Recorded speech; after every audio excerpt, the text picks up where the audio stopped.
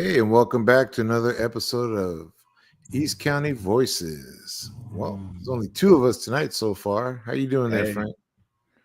I'm doing all right, man. I'm glad to be a part of it instead of just, playing an old repeat show. I thought me and Carlos would jump in tonight and share a couple videos I recorded earlier in I think it was last week. Was it last week? What day are we on? Shoot, I'm so far behind. Anyway, I recorded these videos recently. And let's see. Yes, it was earlier this week and Tuesday. The Berkeley City Council was going to be talking about this topic, which we're going to be talking about tonight, which is the use of automatic license plate readers or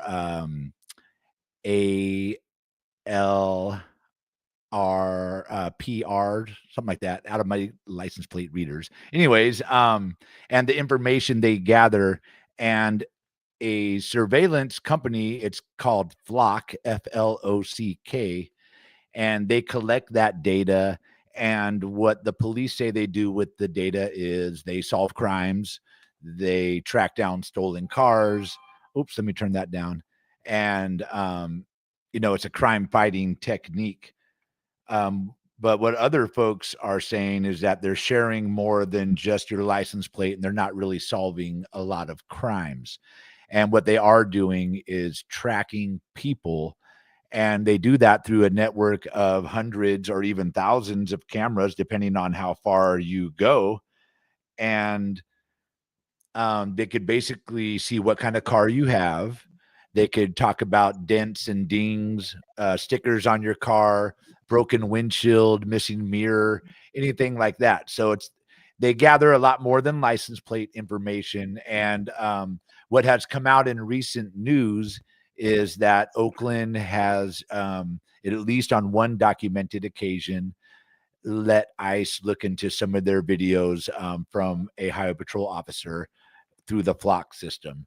And there's been other documented cases about ICE using Flock cameras to basically track immigrants, people that they consider may be illegal in the country. And they could basically gather data on where they're going. Okay, so they are over here all the time. They're always going by Sycamore because that's where we have a couple of the, license plate readers in Antioch. So they could say, okay, Franklin goes over here twice a day, always around 3:00. Franklin's undocumented. We know he's at Quick Stop every day about 4:00. Maybe we can get him there. So they use this type of information. That was kind of a weak example, but they build up data, they collect it on you and store it, and then they use that for operations. Is what is being alleged in some of this. So I went to a rally in Oakland because a lot of cities are speaking out about this right now because of the way ICE is gathering information. I have another video. Maybe I could pull it out after this and we could talk about Palantir, but they also gather data on your healthcare, your banking, all kinds of stuff that you do to be able to paint a picture of where you might be at any given time. And they could say, oh, Carlos, he does a podcast. Okay, we know every Wednesday Carlos is at home on his computer. If we want to get Carlos, we just go there at 8:00 on a Wednesday night and he's going to be there. So they'd use this kind of data to aggregate like these patterns in people's lives. And then they use that to disrupt them, maybe for immigration.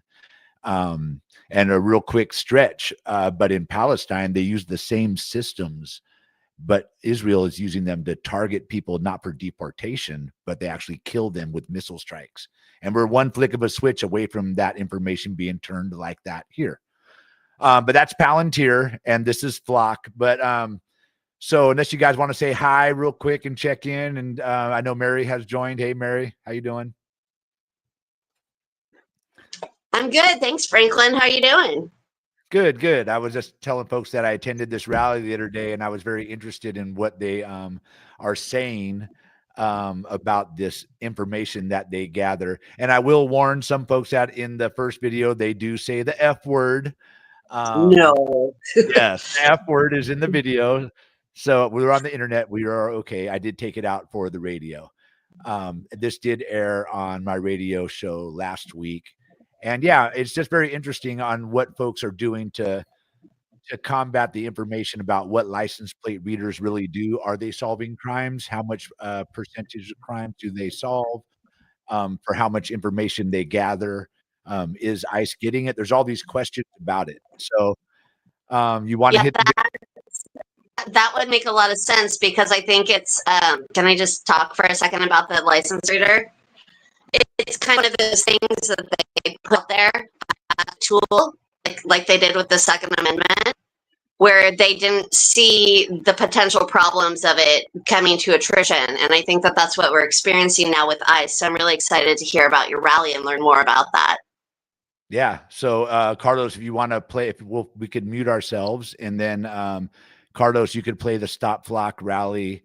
And then I told you earlier, Carlos, when it gets to this guy, Avi, at the end comes up to speak, you could stop the video there and we'll go to the interview. So you'll I don't know who that is. You can just go like this or something. I'll do it. Okay, yeah. It'll be this guy on the left. Automatic license plate readers that you might have seen going up all around Oakland. At this point, there are almost 300 of them. That's kind of fucked up.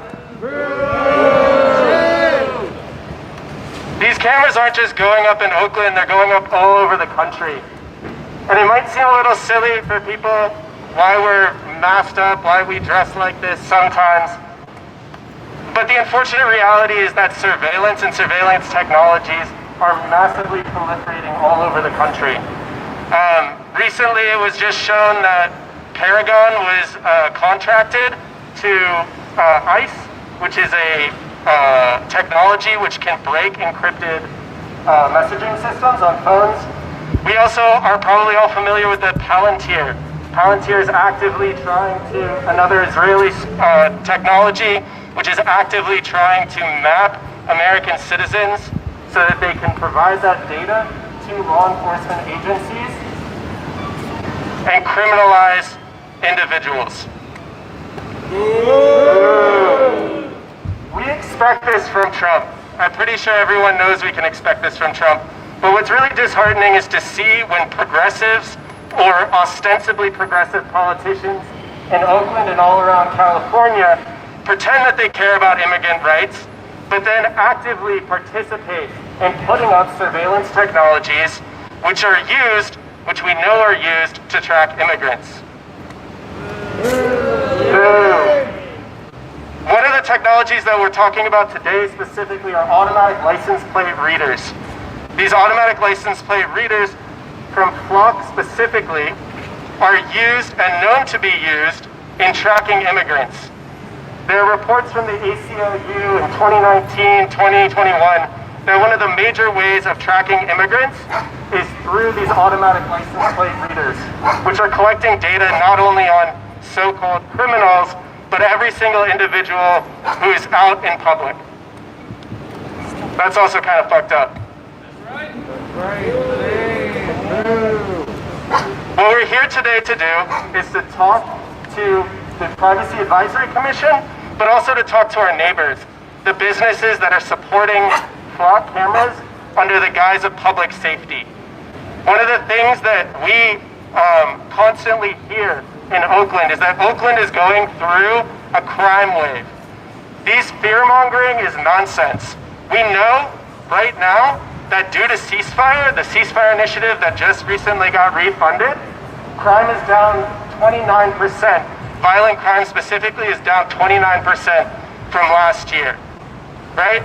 These narratives, these public safety narratives that they are driving is nonsense.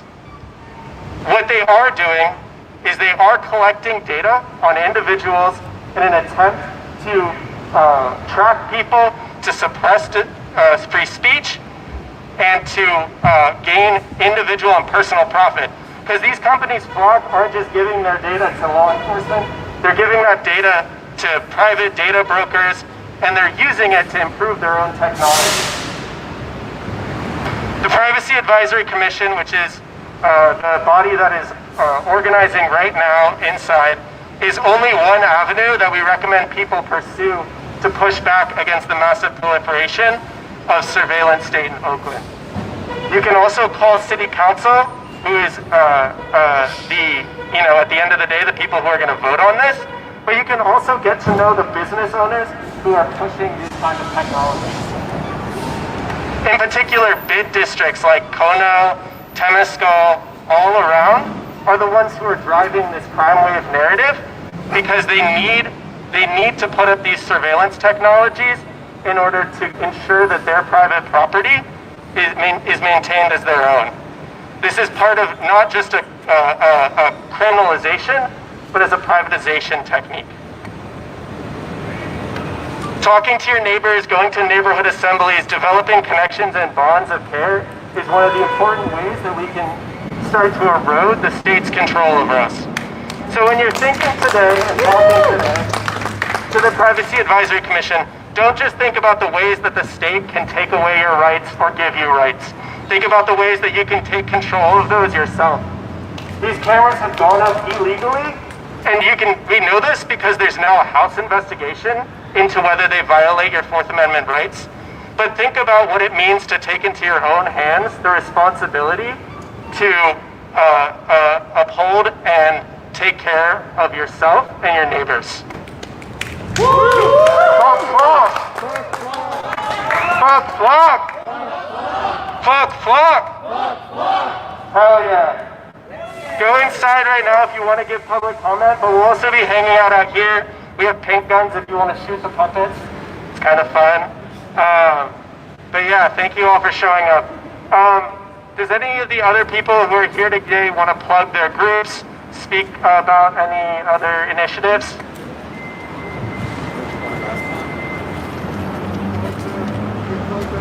Okay, thanks everyone for being here today. Fuck Flock. We deserve to live.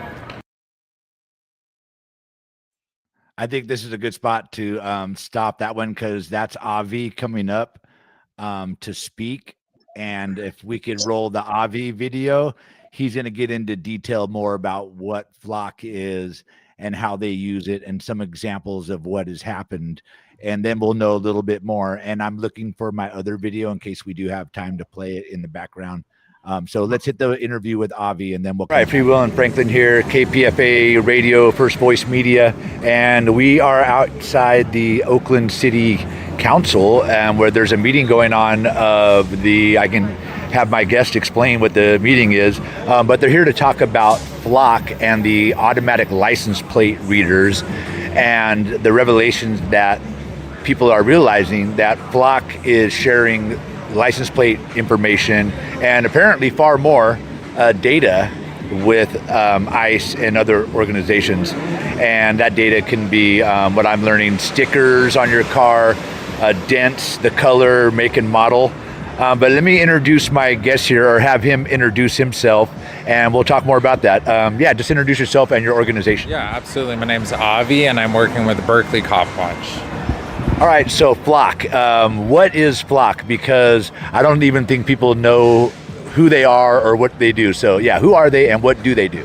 Yeah, so Flock is a national corporation based in Georgia that produces a bunch of different kinds of surveillance equipment and is selling a national network of these equipments that is accessible in theory to law enforcement from all across the country. And they gather license plate information. Supposedly that's it. And but what I've been reading in your material is that they can get a lot more than that.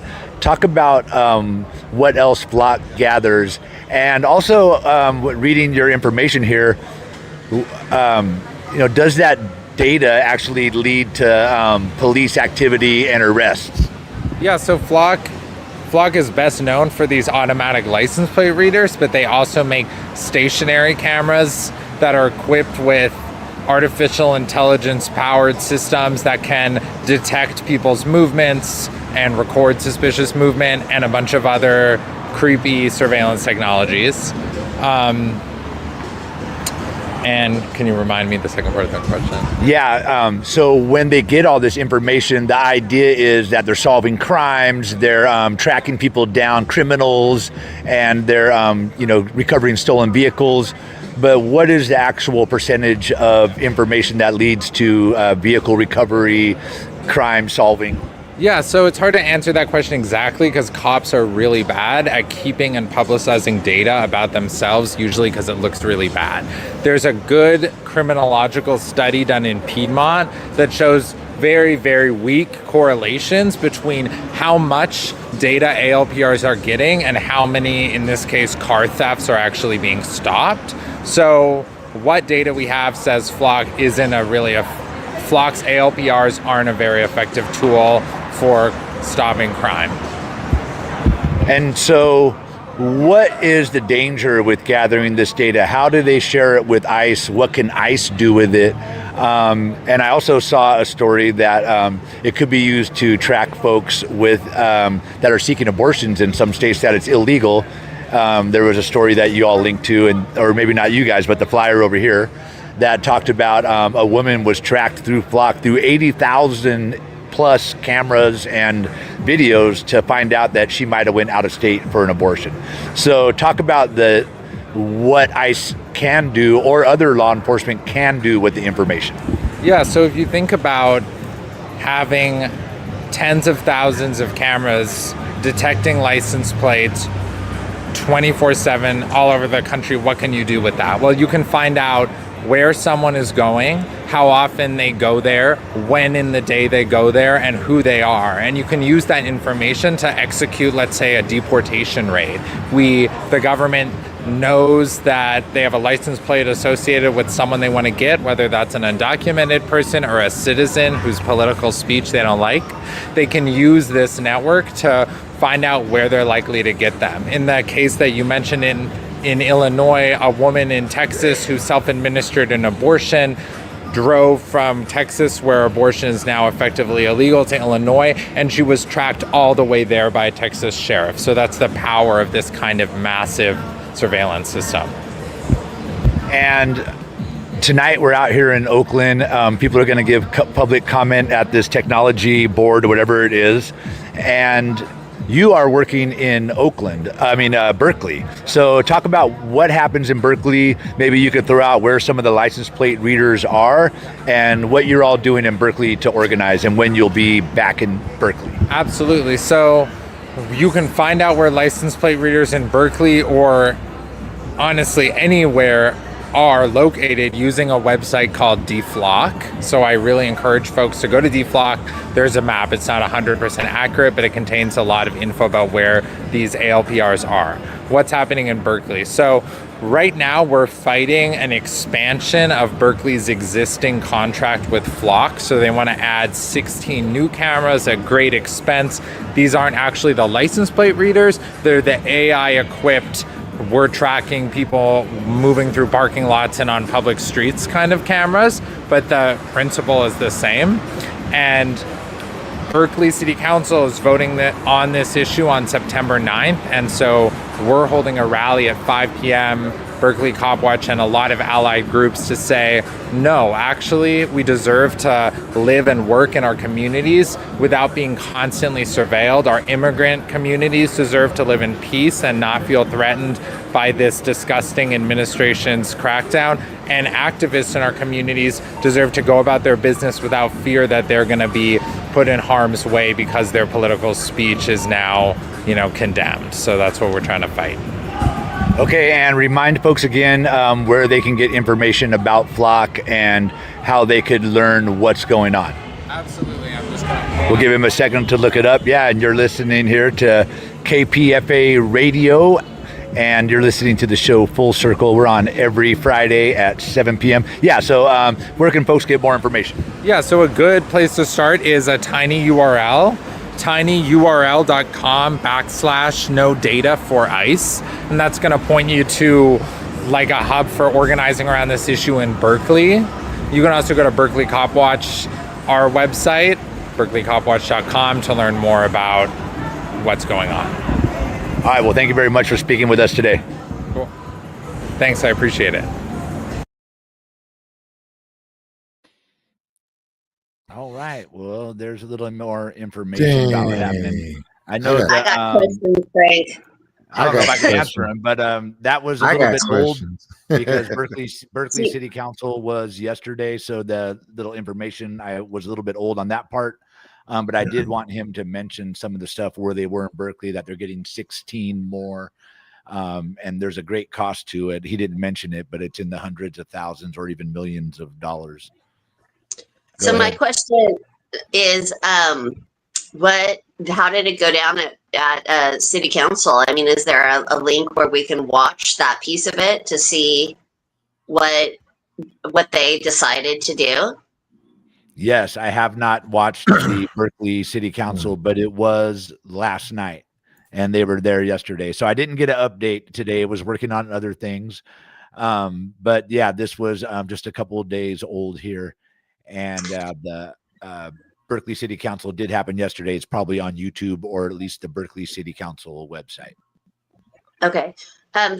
Next question is, if you're a crime TV watcher, you hear about CCTV all the time.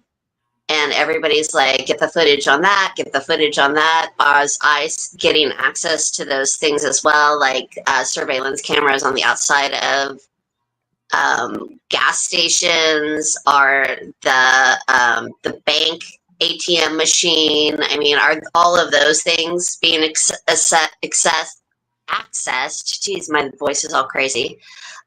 To track people for immigration status as well. So as far as I understand it, I'm not the expert here, but the Flock is a company that puts up cameras. So if you are using the Flock system, like I believe Antioch Police might be partnering with Flock. That's the whole thing with Flock and the other group they mentioned, Palantir. I did find my Palantir video. Right. It's a little bit longer if we do want to play it, but it will tell you a lot about tracking of people. But as far as those other cameras, I don't believe like a gas station one would be tied in the Flock unless they are contracted with them. It's more for city license plate readers, those AI cameras that they'll put on buildings that could like notice your gait. If you ever heard that term, like the way you walk. So they can monitor your gait. Or as the guy said, they monitor suspicious activity. So that could be you, maybe you dropped your phone in your car and you just pulled over on the side of the road and you were kind of digging around. You got out, you kind of looked stupid for a minute. You had a smoke, you dug around your car for a minute. They could deem that suspicious activity. Or if you're digging through your trunk, and then they could send out law enforcement. So, yeah, that's crazy, because if you think about like the news stories that are going on with the people that are actually being taken, it's like moms and kids and people that are going to work or to a concert. And I can't imagine how suspicious they would be. It doesn't make any sense to me, like why that is. And then I have another question. I'm sorry, I'm so interested in this topic right now. What about cities that are amnesty cities, or safe cities for people to come to that are from that aren't necessarily U.S. citizens? Do they have that technology in their cities too? I believe so. I don't actually know everything about it. I just know that I'm learning more. And Flock is a technology company that you contract with. So where they put their cameras, I don't have all the answers really. That's why I went to this rally to learn more. I'm trying to learn more, and I put my Palantir video in there if you guys want to watch it. I know we don't have a lot of guests tonight. This one would take out. Oh yeah, I really like to watch it. I got a quick question though. Once the city police, whatever city signs a contract with Flock, will the videos from Flock be available to the public like the police body cams?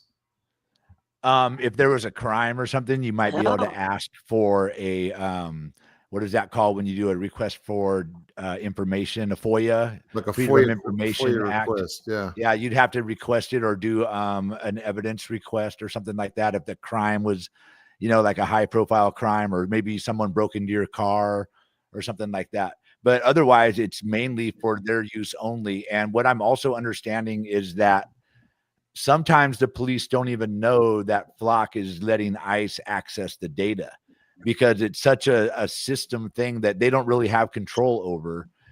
It's more the corporation that has the control, and they could grant access without your knowledge to your system. I really want to get a hold of one of their Don't they still have to go contracts. through the city though? As far as I understand it, they're supposed to, but I don't think they always have to, and I don't think they always do. So, we'd have to learn more because right now I'm basically gathering information like you through these 2 videos. I went to that rally. They actually had a lot of informational flyers to read about common beliefs and myths. And they had a whole bunch of other flyers and stuff, and a trifold pamphlet. So I'm trying to learn more. That's crazy. Go ahead, Mary. Can you take photos of those flyers so that we can post them on the website for people that are interested in reading about them? Okay, yes. And I did grab a small stack. They were giving them out for people to distribute for sure. Oh, heck yeah. Okay. And Fantastic. yeah, and I believe we have these cameras right now at A and 18th. They're also at the entrance and exit of Sycamore, up at Summersville, and down here at L Street. And there might be other ones. And I believe I'm guessing. Are they in the city council building? Are they in City Hall? I would assume that the ones around City Hall are probably tied into the network, but I don't know. So this is something that I mentioned to you earlier, Mary, that maybe we I know. I'm just going to ask lots of questions. I'm so sorry. No, that's all right. I'm letting you know. I don't know, but maybe we could try to find out, being that we dig around the city and try to find out information. Oh, 100%.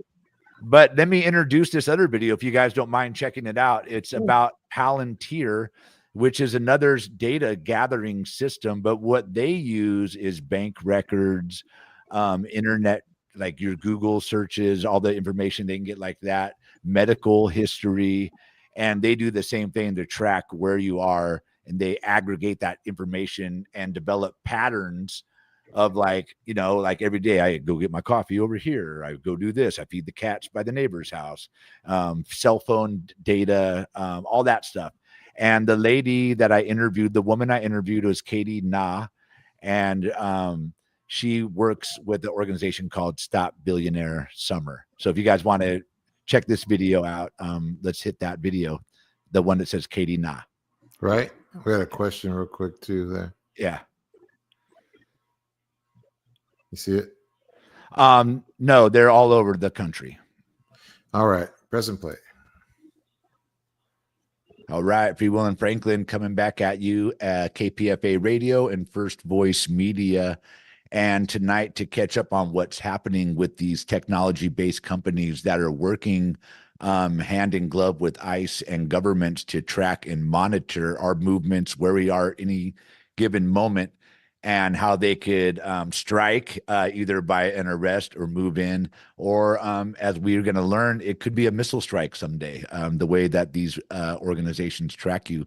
And to help learn about Palantir, what we're going to talk about tonight, and what they do to kind of keep monitoring on where people are, is Katie Na, and she works for Planet Over Profit, or I should say is part of Planet Over Profit, and also part of Stop Billionaire Summer. And she was also a part of a Working Families Party presentation a few days ago, where I got to see her talk about Palantir, and that's why I invited her onto the show tonight. So thanks for joining me, Katie. I'm so glad I got to meet you on that panel and that you're here today. Yes, thank you so much, Frank. I'm very happy we got connected through that panel too, and I'm very excited to be here. I'm a big fan of KPFA and your various shows, and so very excited about this opportunity. Oh, I'm so glad. All right. Well, real quick before we get started, tell people a little bit about your organization so they know where you're coming from, Planet Over Profit and Stop Billionaire Summer. Yeah, Planet Over Profit is a youth-led climate justice group, and it is, I guess for lack of better words, it's headquartered in New York City. And so I'm one of the founding members of our Bay Area chapter, and they are a group that has really diagnosed the root causes of the climate crisis as being racial capitalism and all of the industrial machines that are powering these non-stop emissions, that are powering fossil fuels, that are powering pipelines, etc. And so because a lot of us grew up in a time where we were told that the best course of action was to support certain politicians, was to go and vote, and were to sign petitions and stuff, and then saw that all those things, although they're good and they're important, they were not ushering in action quickly enough to save the futures that we want to live in. A lot of us have decided that the best route to move forward and the best way to be able to get the results that we need in terms of divestment, in terms of ending the United States investments into fossil fuels, would be through direct action. And so that's Planet Over Profit, Direct Action Group. And then Stop Billionaire Summer is an 8-week mass direct action campaign that is happening all across the Bay Area this summer. And the purpose of the campaign is really tied up in the name, Stop Billionaire Summer. It's targeting the billionaires and corporations that are driving climate collapse, economic violence, and rising authoritarianism in this country. And so we've identified a number of targets throughout the course of the campaign. And one of our biggest focuses is the company Palantir, which is one that we think is especially important because not a lot of folks know about Palantir. And so part of what we want to do is really unveil the curtain a bit and raise our public profile so that folks know exactly what they're doing, what they're up to, and how dangerous they are. And that's exactly why we have you on tonight, so you can expose what's happening with this organization. I think I don't want to steal one of your lines, but the great way you introduced it the other day is the biggest company that nobody knows about. Was that the line? And, yeah, it's so yeah, this is a company that kind of uses like social media and other sources to track where you're going. And companies and organizations and government organizations use it to track and mine data. And right now, ICE has been using it to keep tabs on where people are. So I know it gets complicated. We talked about how we're going to attack this tonight, but tell us how ICE uses data and how they're connected to other government organizations and what they do with that data and how they could say, well, if we want Franklin, he's at home right now doing an interview on his Zoom. Yeah. So exactly as you said, the framing that I like to use for Palantir is that they are the most dangerous company that you may have never heard of because it's true, they're extraordinarily dangerous. They have many federal contracts. They're wrapped up in a lot of government projects, and they have so much power over the everyday American to really surveil us and pull key pieces of information about us, whether it's about our social networks, whether it's demographic information, whether it's healthcare information even. And yet a lot of folks have never even heard their name before. And that's very much intentional. That's very intentional. It's something they do on purpose so that they're able to continue their dangerous contracts and relationships with the federal government and do it without a lot of public accountability. And so with ICE, especially, like you named, Palantir is really so crucial to ICE's operations. They're actually ICE's primary tech contractor, and their systems, because Palantir is a data analytics and integration company, their systems are really the central nervous system for ICE's surveillance projects. And it's what really makes large scale raids and deportations possible in immigrant communities. There are two tools that they use that I think are really relevant to ICE in general, and I think are really important for folks to be aware of. The first system they use is called Falcon. It's specifically Falcon Tipline. And Falcon is essentially this massive database that pulls from all sorts of records, like the ones I named earlier. They pull from DMV records, social media, court filings, financial transactions, student loan debt records, and way more. Basically, anything that has ever been in the public realm or even has been in what we would normally consider the private realm, such as our financial transactions and our healthcare records. It's this database that pulls from all of it, aggregates all of that information, and creates specific profiles of specific people, and then connects them to their neighbors and essentially figures out what their social networks are. So who is John Doe and who are they spending a lot of time interacting with? Who do they work with? Who lives in their neighborhood? Who are their coworkers? That sort of thing, like building out these big webs of folks and all their relationships. And what Falcon then lets ICE do is it lets them build these like big networks of families, neighbors, coworkers, entire workplaces before raids ever happen. And so this is the database that ICE is essentially using to figure out who here is undocumented and where are these folks living, how many folks are concentrated in particular neighborhoods and workplaces, and therefore is it possible for us to, in one full sweep, snatch up and abduct 20s of people. And so Falcon Tip Line is the database that gives them that information. The second big system that's really important to understand is called ICM, Investigative Case Management, or ICM, which is ICE's, it is essentially their command center. It's like their project management coordination tool. It's what lets them track arrests in real time. It lets them assign local police to help them with their projects. And it shares intelligence so that raids can be coordinated really like military operations. And so, those are two of some of the biggest ways in which Palantir really powers ICE. That's one of the slogans we've been using this summer because it's true. It's not an exaggeration to say that ICE would not be able to deport people at the scale that they do without Palantir. And because Palantir stays behind the scenes, most folks don't even realize that their tax dollars are paying for it. And what I mean when I say that is that here in the United States, Palantir has expanded across over 20 federal agencies over the past few years. A couple of those agencies include the Department of Homeland Security, the Pentagon, Health and Human Services, and they're currently in talks with the IRS and Social Security Administration. The way in which they're able to develop these relationships with these entities is through federal contracts. And over the past few years, they have already racked up hundreds of millions in contracts. But since the top of this year in particular, since the Trump administration came into power, the Trump administration has steered hundreds of millions in new contracts their way, including a contract with the Department of Defense that is, I believe the contract is for $795 million. Yes. Sorry. It's okay. Go Oh, no, ahead. sorry. Yeah, I was going to say $795 million. And so they have these big contracts with all these federal agencies. And currently, the big project that's underway between Palantir and the Trump administration is they're in talks to essentially standardize their systems across the entire federal government. There was a big piece that came out about this actually in the New York Times back in May that really goes into it. But what this would mean is that if these systems become standard across every single federal agency, it means that the government would be able to link individual people's medical records, their bank accounts, their debt, their disability status, their social networks, and more into what would essentially be a single mega database that is shared across every single federal agency.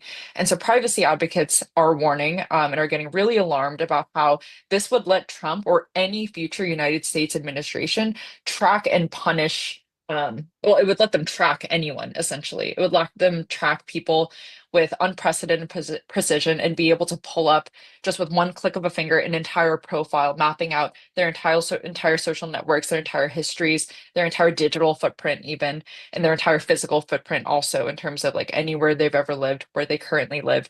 But when I said it would let them track and punish people, I say that because I think that those who are especially at risk of this are folks who are vulnerable to the federal government, whether because they are activists and they're speaking out on a regular basis against the federal government. It would be very easy for these folks to be surveilled. It'd be really easy for them to surveil immigrants, people with green card status, or folks who are undocumented, and essentially be able to measure whether or not they think that their activities make them deserving to stay in the United States or not. And so what that means is that these same tools that are starting out by mapping immigration networks for ICE, the same tools that where we're seeing the biggest use cases are for ICE and undocumented immigrants, they can and do become the very same platforms that would be used to direct arrests internally, right, against those who are dissenting against the United States government. And they're also the same platforms that are used to direct, for example, Hellfire missiles abroad, and that are used by militaries all across the world in order to coordinate their operations. And so it's the same pipeline, just different buttons to press at different use cases.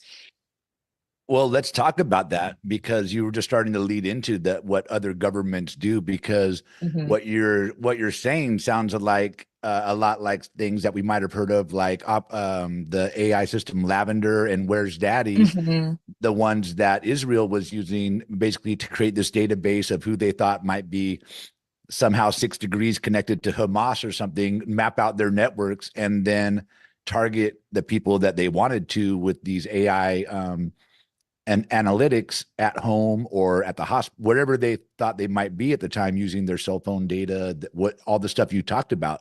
So tell us what they are doing in other countries, and are these the similar systems? You know, it's funny you bring that up because Lavender, like you named, it's actually a Palantir built software platform. So yes, it very much is exactly these same softwares. And we see that Palantir's reach goes way beyond US borders. I think that the richest case that I'd like to get into is definitely in the case of Israel and Palestine. It's also the most timely because as we know, Palestine is currently in an unprecedentedly critical condition with the vast majority of their population currently like they're facing imminent starvation, right? And so I'd really like to get into this because I think this relationship is especially nefarious. But yeah, I'd say so. Earlier last year in January 2024, Palantir actually signed a official strategic partnership with Israel's Ministry of Defense. And that strategic partnership essentially means that Palantir is now responsible for building the backbone of the Israel military's targeting systems. And so their software systems like Lavender, like you named, softwares like Gotham, like Foundry, Titan, they all have become part of the infrastructure that Israel is using to identify and bomb targets in Gaza, especially journalists, medics, and activists. How these software systems are specifically used is Lavender, for example. Lavender is used by the Israeli military to generate literal kill lists. It is an AI-driven targeting system that pulls from huge amounts of surveillance data, such as phone records, satellite intelligence, social media, etc. And they automatically flag particular Palestinians as targets. And then, because of the use of their drone technology and the number of cameras that the Israeli state has all over Palestine, they're able to track very specific people and build these generative basically build like these generative lists of data tracking these folks' movements and essentially creating these records where they're able to name who is at the top of their priority list in terms of elimination. And we see very oftentimes that those folks are journalists and they're medics and they're international activists and aid workers. Um, and yeah, so in Palestine especially, we have also seen that in addition to Lavender, we see that they are also what do you call it? They are also, I blinked out on something I was just about to get into. What was it? Well, you were Oh, talking. Okay, there you go.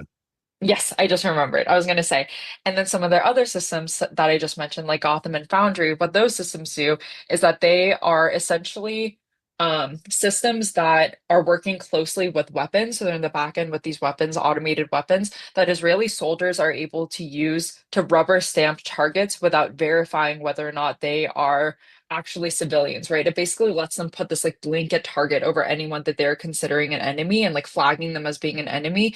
The system even flags people based on really weak links, such as like, for example, if you have a contact in your phone that is the name of a contact that the Israeli military has on their big threat list, that is something that could flag you as a target and then will essentially give them more of a they will give them more of a rationale to target the specific refugee camp that you're living in, for example, for a drone strike. And so those are just some of the examples of the ways in which they are used in Israel and in Palestine. The way that we really have come to understand this work as part of the Stop Billionaire Summer campaign is we've seen that what we're seeing in Palestine is we're seeing the first AI-driven genocide. That's something that people have been saying that isn't necessarily, it's not just a tagline, it's very true. It's a genocide that has been optimized by AI, in which so much of the genocide and the specific targeting of individual camps and people has been automated by technology. And a lot of that automation is happening via Palantir and Palantir built technology and Palantir built platforms. One of the names that I just mentioned, Foundry, which is one of the technologies that is being used to build out databases and surveillance lists in Palestine, is actually the same exact technology that is currently in talks of being built out to create that mass surveillance system that I was just talking about here in the United States. So we see that like it's not just the same company that is building the software, it's actually the same software that is just being applied in different ways, and that the US government is now hoping to build out and leverage here at home. And we're starting a little tight on time, but let me ask you, how quickly can that switch be flipped over here in the United States? Right now, they're saying they're monitoring ICE, they're using Palantir to help ICE track the criminals, quote unquote, and to make sure that they could hit the spots they want to hit. How quick could that switch be flipped to where they're tracking regular people that might be a journalist, that might be someone that's speaking out against the administration for either pickup or for a target as a missile?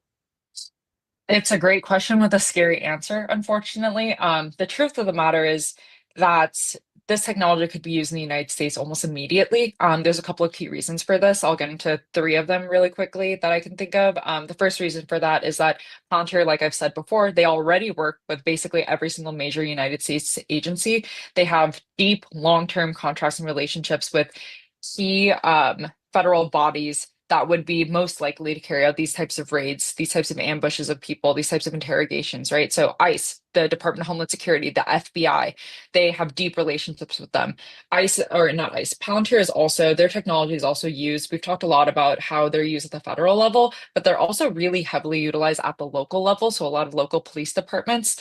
And so we see there that they're already like deeply embedded, and that platforms like Foundry are already they're already integrating criminal, financial, and surveillance data on millions of people.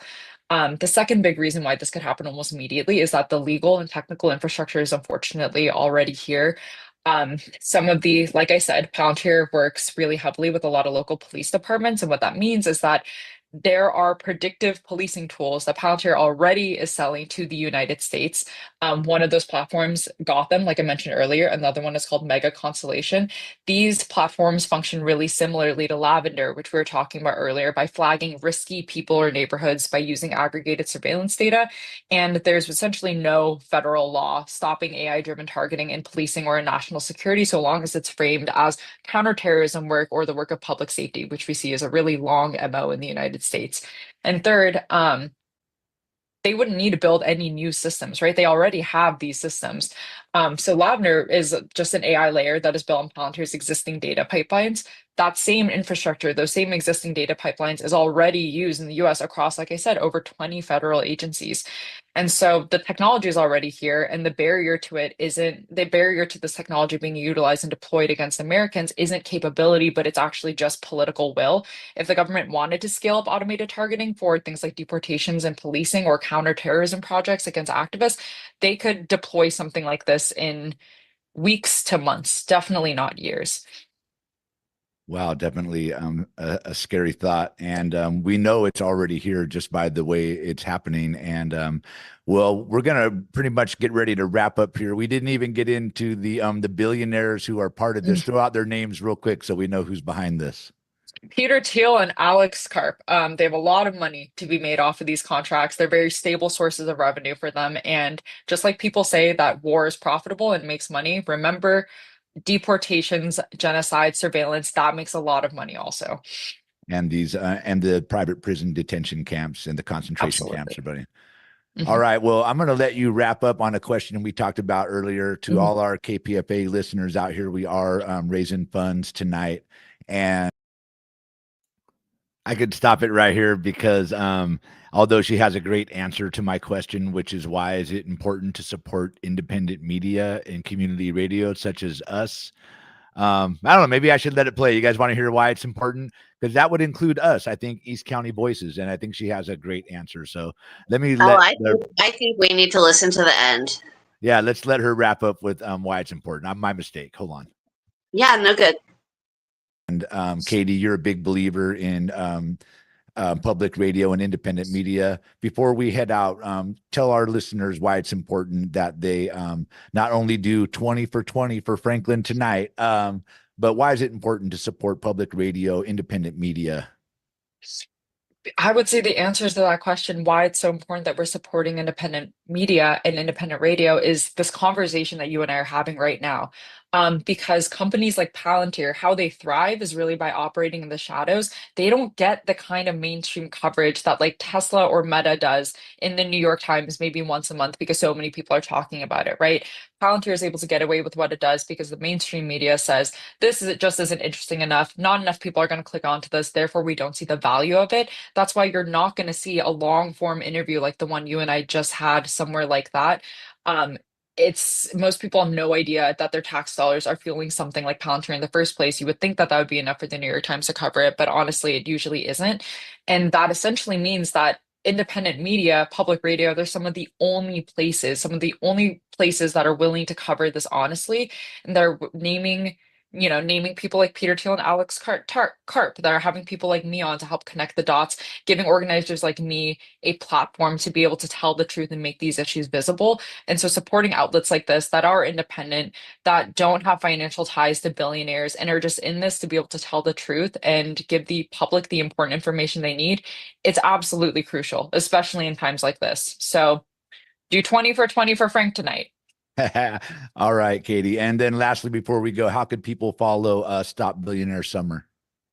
The easiest way would be to check us out at stopbillionaires.org. I am also very impressed that that URL was free, but it is. So you can check us out at stopbillionaires.org. You can also text the number 51905, and you can text it Stop BS with no spaces, and it'll get you signed up to our text list. All right. Again, Katie Na, thank you very much. And she is part of Planet Over Profit and Stop Billionaire Summer. And she's been speaking to us tonight about Palantir, the most dangerous company that you probably don't know about. But thanks to Katie, we know something about it now. Well, Katie, I'm so excited that you were here tonight. Thank you for all the work you're doing, getting the word out, and we'll make sure that you're back on KPFA and that we keep getting the word out. Thank you so much for having me, and thank you to KPFA for all the important work you guys are doing.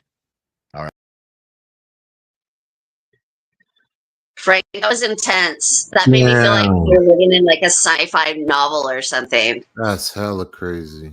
Yeah, what's crazy about it is like they are actually using that technology and like bombing people and taking them out. And when they're taking them out at home with their family. They're taking them out in a refugee camp in a tent where they've already been displaced from their homes because it's been already been blown up. They've taken out famous journalists. A couple of them had numerous attempts where they survived and they were in the hospital. I mean, you could just search. There's like over 200 journalists have been killed in Gaza since October of 2023. That dwarfs any other comparison to World War I, II, Vietnam War combined. It's just unheard of. And they're using these software and these systems to target the journalist. They're using them to target medical workers and like abduct them, bomb their rooms that they're in, their tent with these drone strikes. Quadcopters. I don't even know if you've heard that term, but the quadcopters that follow people around, they wait till you get home, then they blow you up at your house with your family. It's crazy. And you heard in the end, one of the last questions I asked her was, how quickly can that switch be flipped on us to where we are targeted by either a pickup or detainment for political reasons, or we could be struck with a missile? How quick could that happen? She said that could be rolled out in weeks, not months. So Weeks, not years. Yeah, or weeks or months, but definitely not years. And the technology, she says, is already here. We're already living with it. Again, as I mentioned before, I believe there's a camera that's tied into the system at Sycamore when you come in off L Street, and at the exit of Sycamore at Summersville. And I believe they have them at 18th and A. There might be at the water park. I'm not sure where the other ones are, but they are around town. Another thing I got from the group, they're in my truck, or I would show them to you. They're little round red stickers that have an arrow pointing up, and I'm supposed to stick them where the cameras are on the pole, and it says ICE can use this camera to track immigrants through Flock. So I got 2 of those. I didn't want to waste them because they were actually sticking them everywhere, but I'm going to try to stick them around downtown. Hey, don't be coming after me now. Scrape it off with a razor blade. That's crazy. Anyways, so these are some of the folks I interviewed recently. The interview about Palantir is probably about a month old now, or at least a few weeks. Definitely relevant information, though, especially as we see the Trump administration getting ready to try to roll out in Chicago. Looks like they got shut down. DC, they're using these data systems to plan their targets when they want to go into what neighborhood. Why are they going to go there? Who are they going to be after? What houses did they want to strike at? And all that data, they get sent out with the information on their cell phone or on a piece of paper with pictures of the people they want. It's crazy. Can they track them globally? How are they able to do this when we have the Fourth Amendment and the right to our privacy and all that? That's one of the big questions, and I think there's already an ongoing internal investigation to the cameras that went up in Oakland. If you remember the first video we showed where the guy said the cameras went up illegally, so they're doing an internal investigation on whether this does violate people's Fourth Amendment rights, and it may end up going to the courts. So I don't know a lot about it, but he did say that in the when he was speaking. here's The guy with the here's bullhorn. where it says a right to privacy. It says it's rooted in the idea that people have a right to privacy in their persons, houses, papers, and effects, which the government cannot infringe upon arbitrarily. So, are they able to do this because they're not the government? They're a private business. That's kind of a legal technical question. I don't know how to answer exactly. I don't know what the answer is, but I do know that using data and data privacy laws are where this is at, because they're mainly using our data, our cell Yeah. phone, our Google search, Bank our accounts. bank accounts, it's all this That's data crazy. online records that they're pulling and aggregating all this data for an instant profile. They can click on a picture of Frank Sterling Jr. Hey, boom, instantly see that I'm here on Wednesdays and I'm over here on Thursdays. And, it's insane. So I'm glad you guys let me play those videos, because I've been kind of the Palantir one I haven't posted anywhere yet, but I did play it on the radio. I'm glad you played them. Yeah, so I'm glad we had the space tonight to play those. And I know we were kind of wondering exactly what to do tonight, and I was glad I had these to be able to use. I think this information, we didn't get into the other programs that she was talking about Lavender. Damn, there's more. Well, she mentioned them, Lavender and Where's Daddy. If you look, search those later and search how Israel used Lavender and Where's Daddy to build out these networks, and then bomb people basically in their homes, at their work, on their way to work, when they would be with their other comrades. So they would take out their comrades as well. It's just it's crazy information. So yeah, it's called Lavender and Where's Daddy. They kind of work simultaneously, and how they took out targets. But that's kind of it Makes for me me have a tonight. landline again, huh? Yeah, there's definitely a lot to that. In fact, there are, if people are fans of the Electronic Intifada, that's another one you could check out on YouTube. They have a live stream tomorrow. I try to watch every Thursday at 9 a.m. Electronic Intifada. They have a guy on there, John Elmer, that does the resistance report. And what that is it talks about the resistance in Palestine, where they're getting devastated all the time by the bombs and stuff. But when the tanks roll in, they are meeting with resistance. And the way they communicate is through a hard wire line that Israel has been unable to break yet. So they use the wire and the communication to stay away from these systems. Yeah. So check that out. Yeah, check out a lot of sense. Yeah. Check it out sometime. The Electronic Intifada. You could Google it on YouTube. The Resistance Report. That's something I definitely recommend for people that are looking for alternative news on the genocide in Palestine. It comes on every Thursday on social media, X, YouTube, Facebook, every Thursday at 9 a.m. So that's where I'll be tomorrow. X is Twitter, everybody. Formerly known as Twitter. Yeah. But yeah, again, thanks for letting me share those videos. And like I said, I don't like to really try to pontificate or talk too much about it, because I really don't know. I've learned what I've learned through these videos and from reading articles. So try it sometime, learn some more.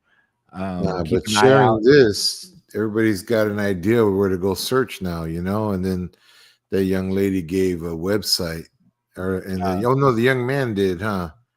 Yes, that was DFlock. So you can search out DFlock. That's to locate cameras throughout anywhere, I believe, in the United States. Also, the other website he gave out was Berkeley Cop Watch. I think it was .org / That was the Bitly. I don't know the Bitly, but it was Bitly something. You Yeah. could watch this video later and replay that part. Yeah. Crazy. Well, anyway, any last words, Mary, Frank? I feel like I need a bomb shelter. I feel like I need to go off grid. I can see why people go off grid now.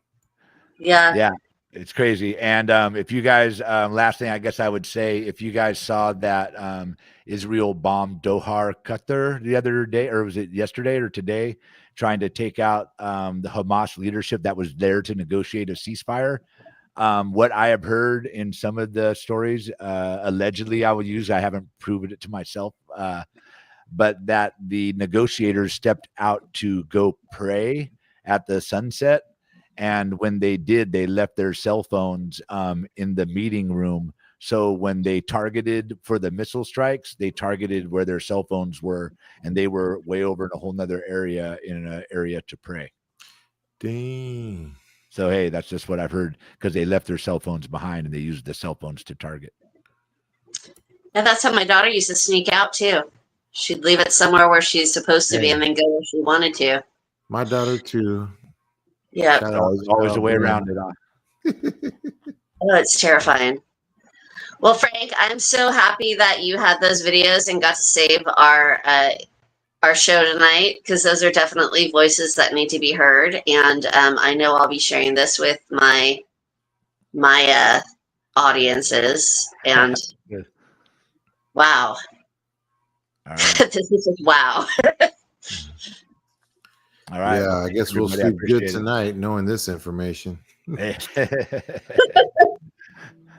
got Well, a TV in your room, you better put it down so it's not looking at you. Yep. Right, unplug it before you go to bed. Yeah. Put your cell phone Throw in the other Alexa room. away. Put your cell phone in your somewhere else. Dang. All right, everyone. I appreciate it, man. Thanks, everybody. Good to see you too, and hello to everybody out there that sees this video. Yeah, and thank you all for tuning in out there. Tune in. Join us. We're live every Wednesday Pacific Standard Time, 8 p.m. I said that backwards, huh? We're live every Wednesday, 8 p.m. Pacific Standard Time. There we go. Perfect. So we'll see you guys soon, okay? All right, you guys. All right. Have a good night. Have a good night, everyone.